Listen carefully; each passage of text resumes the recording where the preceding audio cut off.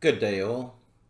This talk will look at the feminist analysis of the criminal justice system. Feminists focus on the treatment of women by the justice system, and they begin their analysis by asking one key question. Is the justice system chivalrous or chauvinistic? In other words, is the justice system easier on women because they're women, or is it tougher on women because they're women? Early structural functionalist criminology argued that the justice system went easier on women. But more recent feminist criminology has argued that it is tougher. Both sides have presented supporting evidence. When it comes to putting women into prison, one can certainly make the case that Canada's justice system is relatively lenient. In 2001, women constituted only 17% of adults charged with crimes. In addition, they constituted only 10% of prison admissions and only 2% of the federal prison population. In 1996, the average woman's sentence in provincial prisons was 153 days, while the average male sentence was 184 days. And in federal prisons, 66% of women were serving sentences of 6 years or less, while only 49% of men were. In short, women are less likely to be charged, less likely to be sent to prison, and likely to receive shorter sentences than men. However, whether this has anything to do with chivalry or leniency is debatable. Most likely it is because women tend to commit less serious crimes than men. Women mostly commit crimes against property, while men are much more likely to commit violent crimes against person. In addition, women tend to have no prior criminal record or a shorter criminal record than most male offenders. Nevertheless, we can say that our police and our courts do not, for the most part, appear to be tougher on women than on men. Unfortunately, we cannot say the same of our corrections system. We're going to focus on that now because prison has always been much tougher on women than on men. This is a conclusion that's been reached not just by modern feminists, but by a whole series of reports and studies going back to the beginnings of Canada's prison system in the 19th century. At first, female prisoners were kept in separate female quarters in men's prisons. Long-term prisoners were kept in Kingston Penitentiary, built in 1835. Women's quarters there consisted at first of a small attic, then later whatever space was available. These quarters were filthy and infested by insects and rodents, leading to high rates of disease. Public concern became so great that the government appointed a royal commission, which reported in 1848 that in addition to the atrocious living conditions, women were being starved and were being physically and sexually abused. The commission recommended that a separate facility for women be immediately constructed to be staffed by women only. And so began a long Canadian tradition of establishing royal commissions that provide an excellent analysis and excellent recommendations, which the government then completely ignores. It took until 1875 for Mercer Reformatory in Toronto to be built as the first separate prison for provincial female inmates, and until 1934 for the building of the first separate prison for federal female inmates, Kingston Prison for Women, known as P4W. On both occasions, the government acted only in response to sustained pressure from the women's movement. From the very beginning, feminists advocated taking a more feminine approach to female prisoners. Feminists knew that most of these women were victims first and offenders second. So, instead of the traditional male emphasis on punishment and discipline, feminists proposed healing, therapy, and rehabilitation.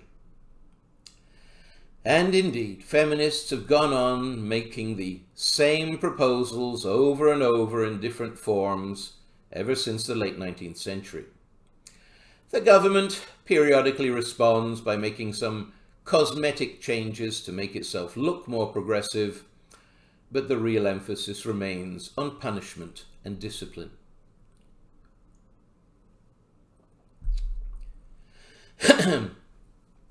Both the Mercer Reformatory and P4W started out supposedly as institutions of rehabilitation, but quickly became institutions of punishment. P4W was a dark, dismal, maximum security stone fortress where federal women prisoners were sent from all around the country, thereby completely cutting off most of them from their children, family, and friends. Just 4 years after it opened, the 1938 Royal Commission recommended that it be closed, and that women instead be allowed to serve their sentences in their home provinces. But it took until the 1970s for a federal-provincial agreement to make this available for some women, and that was partly because of the 1977 Royal Commission, which said that P4W was, and I quote, unfit for bears, much less women, unquote. Altogether, over a dozen Royal Commissions investigated P4W. All of them identified the same basic problems, and all but one recommended that it be closed. It is a tragic irony that this separate prison for women that women fought so long and hard to establish turned into the most notorious hellhole for women in all of Canada.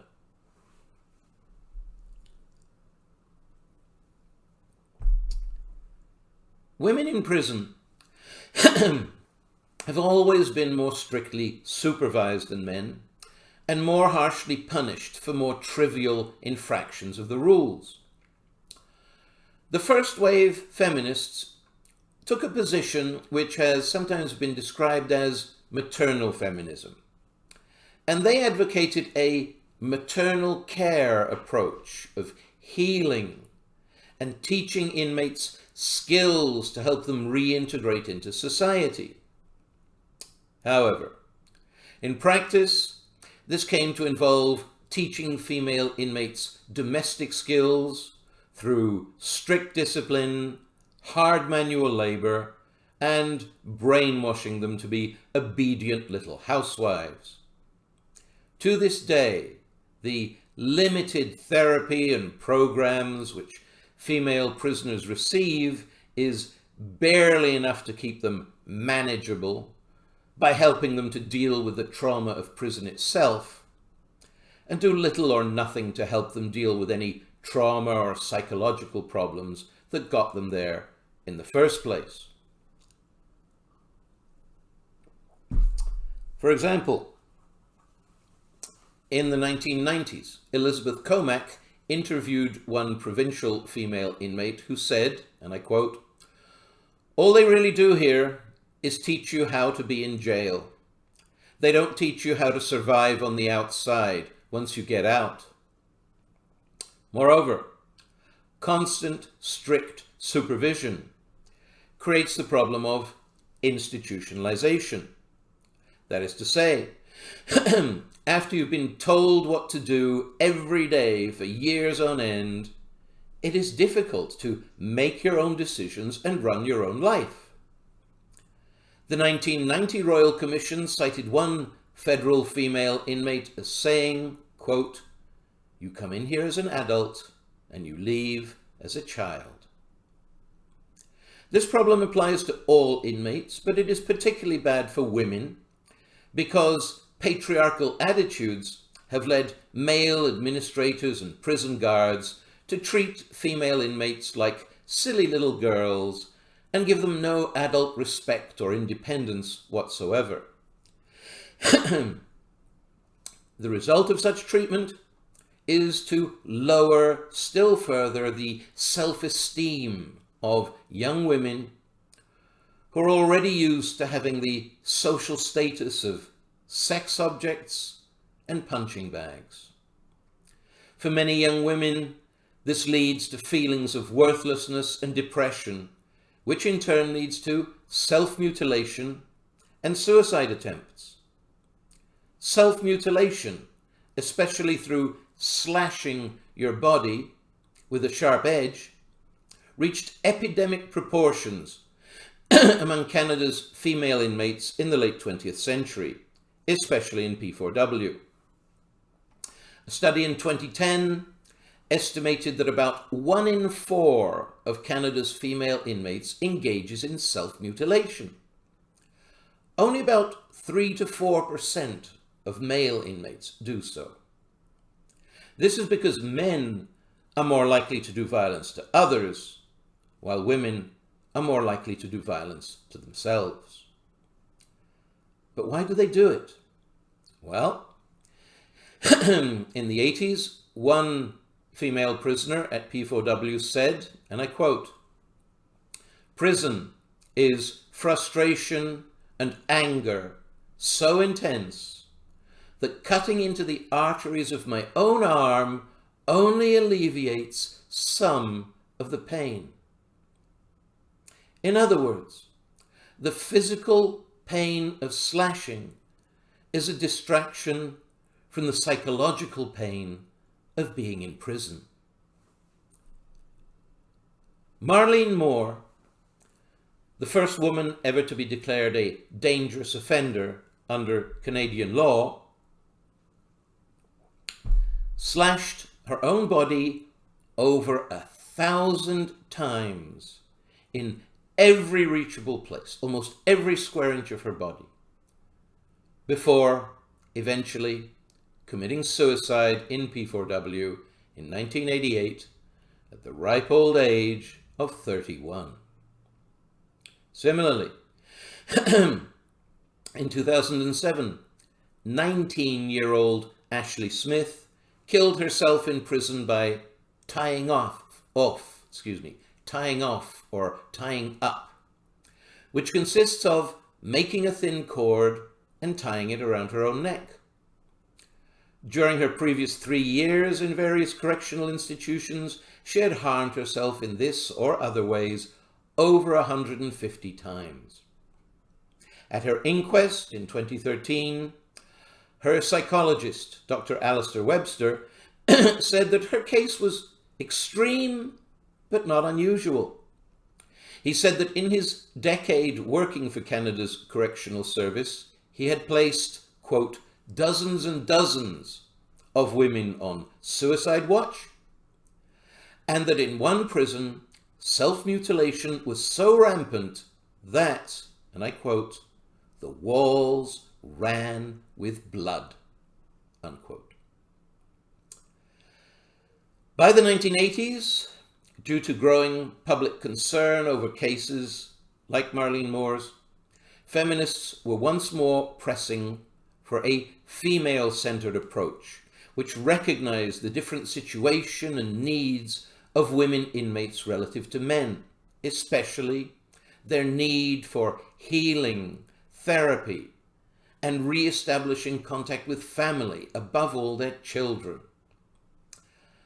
About 2/3 of Canada's women inmates are mothers, and about 2/3 of those, or about half of all women inmates, are single mothers. And studies have found, to absolutely nobody's surprise, that mothers miss their children much more than fathers do, and suffer much more psychological trauma from the separation.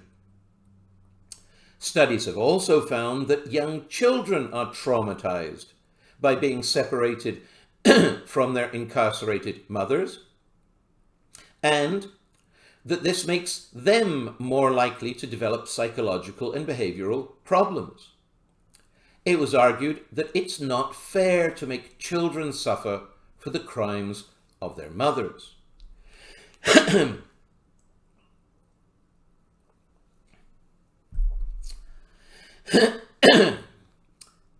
So, of course, the government set up a royal commission to examine the situation of women inmates.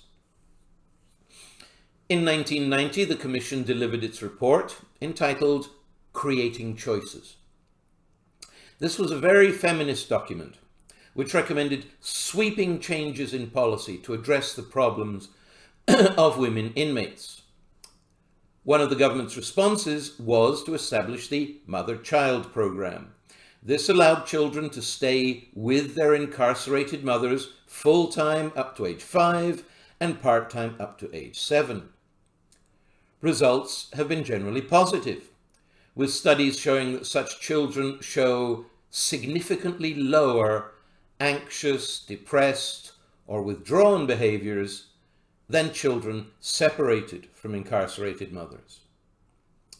However, in practical terms, the government's support for this program has been very limited.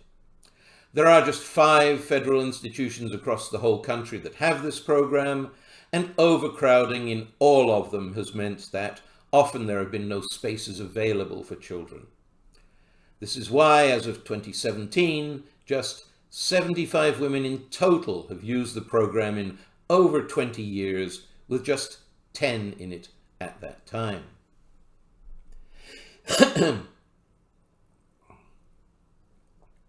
The program is only available to mothers in minimum or medium security prisons, so these children are not being raised in dark stone fortresses.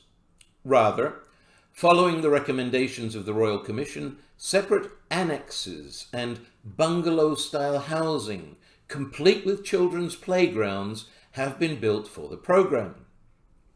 Indeed, the Commission recommended that the majority of women inmates should be moved out of cell blocks and into bungalows. It argued that this would provide these women with fresh air, privacy, a limited independence, improved self-esteem, and above all, a safe place in which to heal from the abuse that most of them have suffered. However, in practice, the government has only built a small number of such bungalows, and most women inmates remain in cell blocks. Nevertheless, in the year 2000, the stone fortress known as P4W was finally closed. The final nail in its coffin may have been a security video, which became public in 1995, showing male guards using excessive force against naked female inmates. Following the Royal Commission's recommendations, P4W was replaced by 4 regional federal prisons, which were built between 1995 and 1997 to house between 30 and 70 women each, along with 1 indigenous healing lodge in the territories. The latter has since been expanded to 8 healing lodges, 4 run by the federal government, 4 smaller ones run by indigenous bands. The problem here is that the majority of indigenous inmates, both men and women, are in prison for drunken brawling. That gets them classified as violent offenders. So, almost 90% of indigenous female inmates don't qualify for minimum security programs like healing lodges. As a result, while the indigenously run healing lodges cater to indigenous women, the federally run healing lodges mostly cater to white women. Now, I have no doubt that those white women also need to heal, but this was supposed to be a program for indigenous women who suffer from very high rates of abuse. I would argue that what is needed is more healing lodges for all women inmates.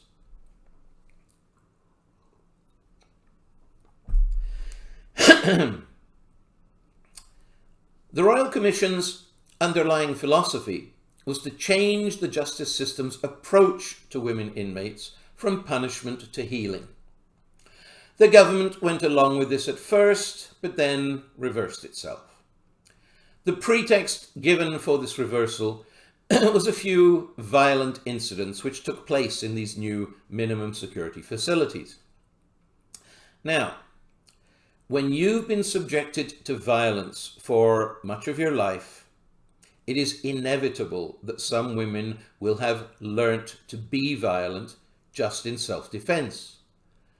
And the habits of a lifetime cannot be undone overnight.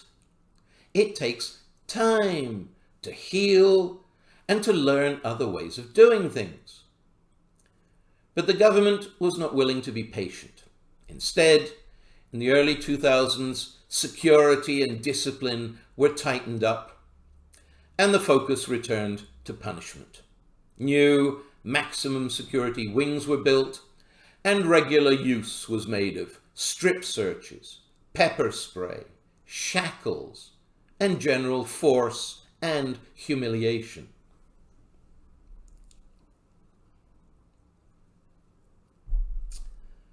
The most common punishment used in Canada's prisons is solitary confinement.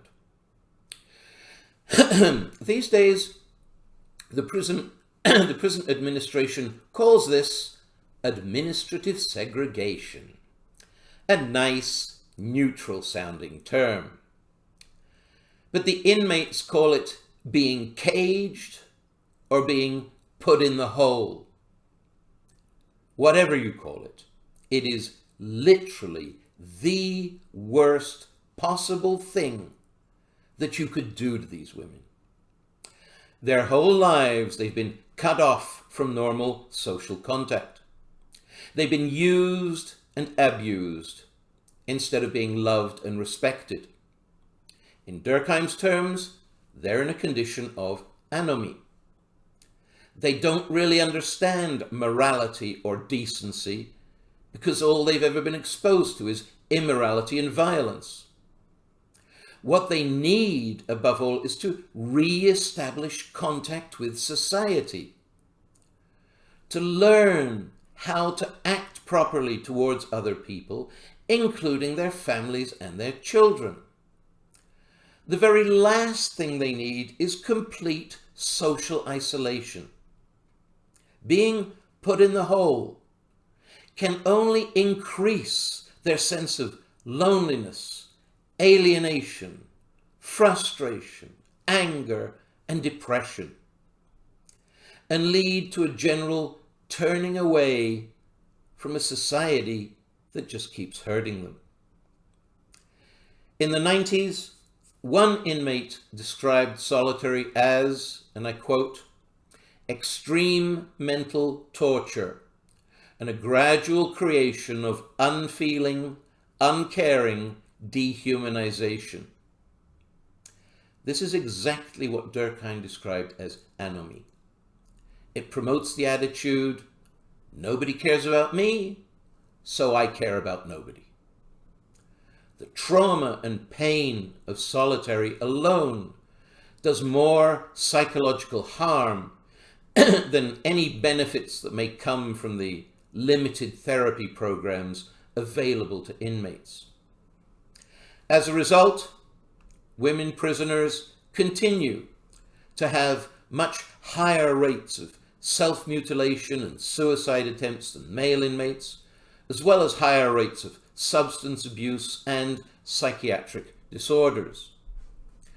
The disciplinarians say that this proves that therapy doesn't work. I say they've never given it a real chance to work.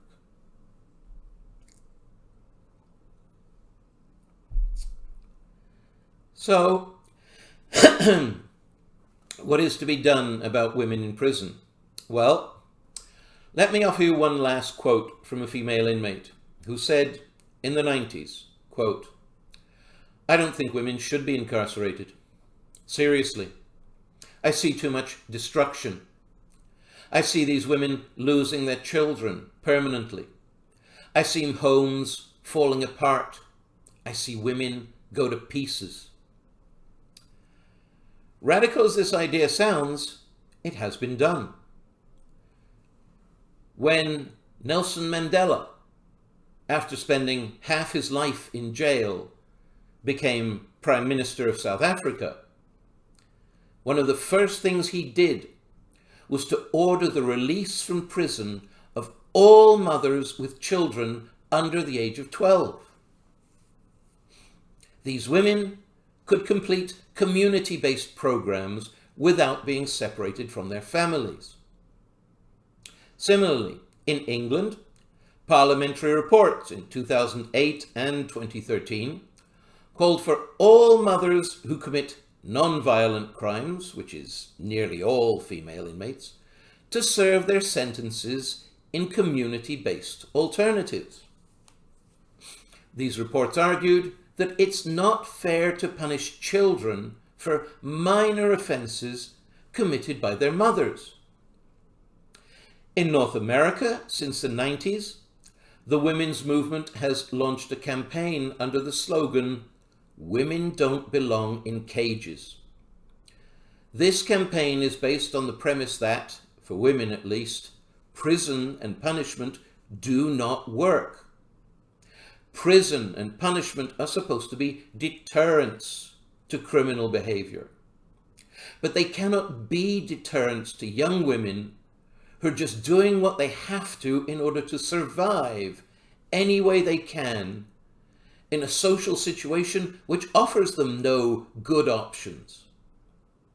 Similarly, prisons are supposed to rehabilitate, but in practice, they just cause more trauma, which creates more psychological and behavioral problems.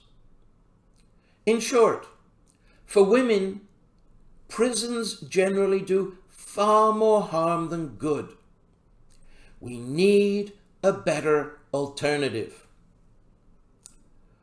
For that alternative, I would argue that we need to go back to the indigenous tradition, to a tradition which saw crime not as an illness of the individual, but as an illness of the community.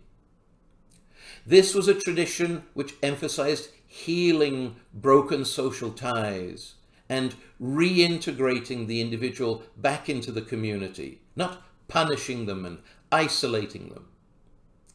I would argue that we need healing lodges, not just for all indigenous women, but for all female inmates. We need therapists and counselors and psychologists. And yes, we also need guards and security, because violent habits learned over a lifetime can't be broken overnight, even by the best therapists. But above all, our justice system and our society need to change their attitude. We need to understand that punishing abused women even more is not the answer. That concludes what I have to say on the feminist approach to criminal justice. A transcript of this talk is available if you're interested. Good day.